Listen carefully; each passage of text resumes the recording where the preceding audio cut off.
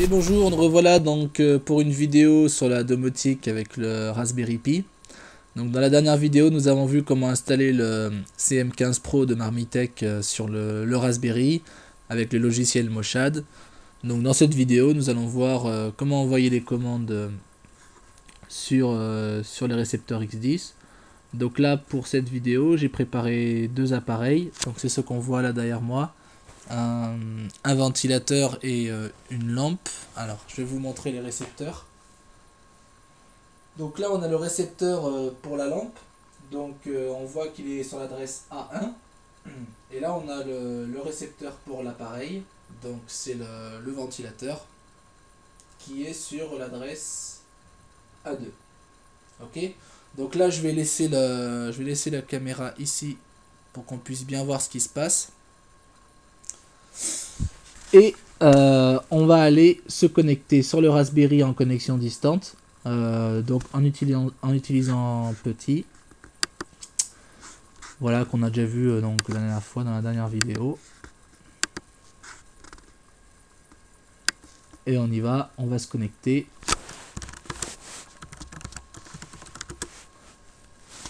Nous y voilà. Ok, donc sous la vidéo, vous avez le lien vers le tutoriel complet qui va donc que l'on va utiliser là pour récupérer les différentes commandes. Voilà les différentes étapes du tutoriel. Donc dans un premier temps, nous allons donc aller dans le répertoire de Moshad. Voilà. Et il faut lancer le fichier, donc il faut lancer le programme Moshad avec les droits d'administrateur. Comme ça. Alors, à chaque fois il me fait cette erreur. Je sais pas vraiment pourquoi, mais en fait, ce qu'il faut savoir c'est que Moshad est déjà lancé.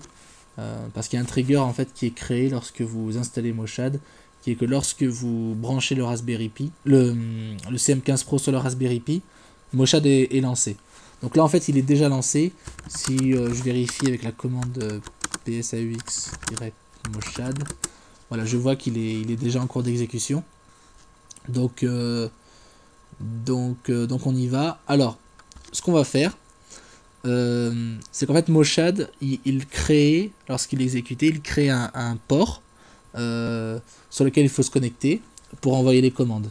Et pour se connecter à ce port, on va utiliser NetConnect. Donc sur donc la machine locale sur le port 1099 qui est le port par défaut, et voilà, donc là on est connecté au port et on peut envoyer des commandes X10 sur nos appareils. Donc on a A1 qui est la lampe pardon, et on a A2 qui est le ventilateur. Donc on va allumer le ventilateur. Alors la commande c'est PL pour Powerline, pour dire donc c'est une commande qui va être véhiculée par le CPL. On s'adresse au récepteur A2 et on lui envoie la commande ON. Donc là ça devrait allumer le ventilateur. Voilà, ça y est, donc là il est déclenché, on a entendu le relais dans le récepteur et donc le ventilateur a démarré. Et donc pour éteindre c'est pareil, on va faire PL A2 off. Voilà, donc là il s'arrête. Et pour la lampe, donc c'est les mêmes commandes. On peut l'allumer à fond comme ça.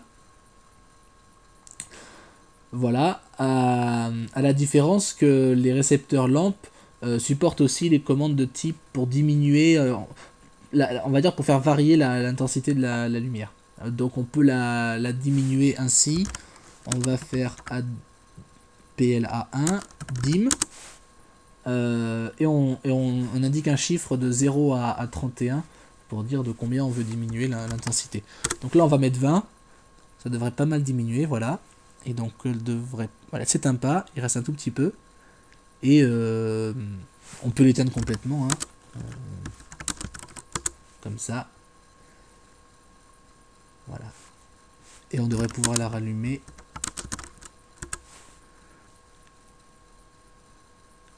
Comme ça, et là elle se rallume à fond. Ok, donc là comme vous voyez on se connecte à un port et ensuite on envoie des commandes. Bon, c'est pas très pratique, c'est vrai que si on veut après derrière faire notre propre interface graphique ou un script qui lance des commandes, il faudrait pouvoir le faire directement à partir du terminal en une seule ligne, sans devoir se connecter à un port et ensuite en sortir. C'est moins pratique. Donc en fait l'astuce, c'est de le faire comme ça. En fait en une seule ligne on peut le faire. Donc echo, on lance la commande. Alors attendez, parce que sur le site c'est bien écrit, je voudrais pas me tromper. Voilà, donc en fait, on fait écho de la commande qu'on va envoyer. Donc là, par exemple, pour éteindre la lumière, je vais faire PL A1 off. Ensuite, je fais un pipe. Donc pour faire en sorte que ça soit l'argument de la commande suivante, qui est le netconnect localhost 1099. Voilà, et là, en une seule ligne, je lance ma commande. Et donc là, pour faire encore plus simple, on va créer un petit script qui va prendre en paramètre. On va pouvoir lancer ce script et mettre en paramètre directement la commande que l'on veut. Ok.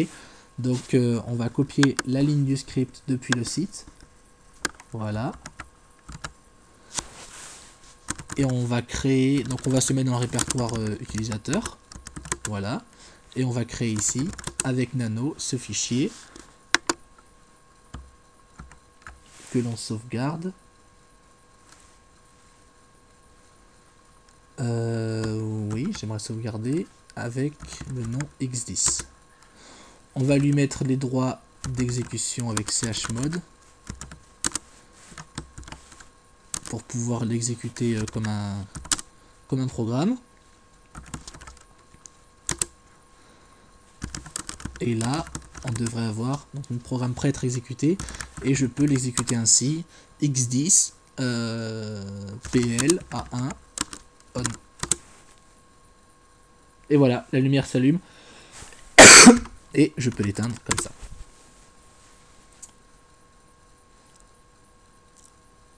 Voilà, donc alors ce qu'il faut savoir, c'est que Moshad, en fait, lorsque vous l'installez, il propose aussi des fichiers CGI qui peuvent être utilisés via un navigateur, et donc avec une interface graphique que l'on peut personnaliser avec des boutons pour allumer et éteindre les appareils.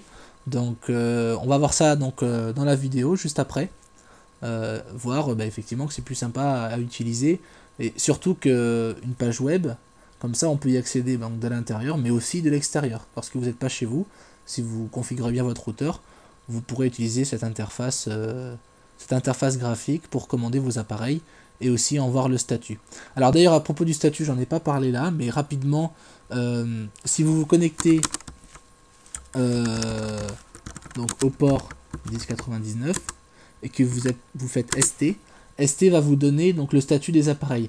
Alors en fait c'est un statut qui est, on va dire, calculé. C'est pas un vrai statut en temps réel parce que le protocole X10 ne permet pas d'interroger un récepteur sur son statut. En fait il se rappelle de la dernière commande qui a été véhiculée dans le réseau CPL, et donc là les dernières commandes c'était off, donc il en déduit que les appareils A1 et A2 sont éteints. Donc si par exemple je rallume le ventilateur et que je redemande le statut, voilà, on voit que le ventilateur est allumé. Donc voilà, alors je vais l'éteindre. D'ailleurs, je vais même utiliser notre programme pour l'éteindre. Je mets le PL. Voilà. Et donc voilà, mais ce statut va être utilisé en fait dans l'interface graphique pour vous donner un état des appareils, s'ils sont allumés, s'ils sont éteints. Je crois même qu'il peut donner disons l'intensité lumineuse des lampes. Ok, donc on voit ça dans la vidéo tout de suite. Sinon vous pouvez retrouver toutes mes autres vidéos sur la domotique sur le site domotiquefacile.fr. Si vous avez aimé ce tuto, merci de cliquer sur j'aime. Si vous avez des questions, vous pouvez les poser dans les commentaires. Et voilà, je vous retrouve tout de suite pour la suite.